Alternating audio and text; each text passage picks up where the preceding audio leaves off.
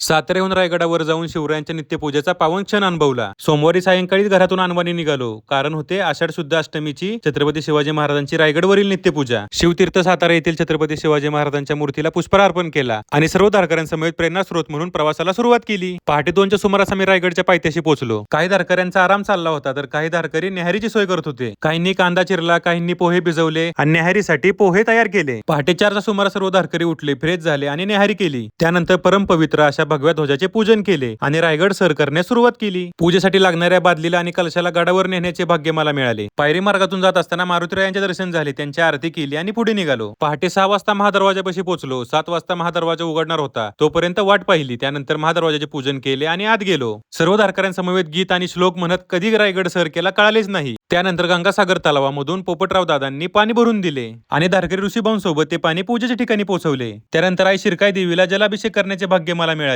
त्यानंतर देवीची विधिवत पूजा संपन्न केली आणि सर्व धारकऱ्यांसमवेत देवीची आरती केली. योगायोग एवढा जबरदस्त होता की देवीची आरती सुरू असताना गोमातेने दर्शन दिले. ही पूजा इथे संपत नाही. पुढील भागात अजून काही पवित्र पूजा आणि खास गोष्टी पाहायला मिळतील. तोपर्यंत या व्हिडिओला लाईक करून आपल्या धारकरी मित्रापर्यंत पोहोचवा. चला तर मग लवकरच भेटूया एका नवीन व्हिडिओ सोबत.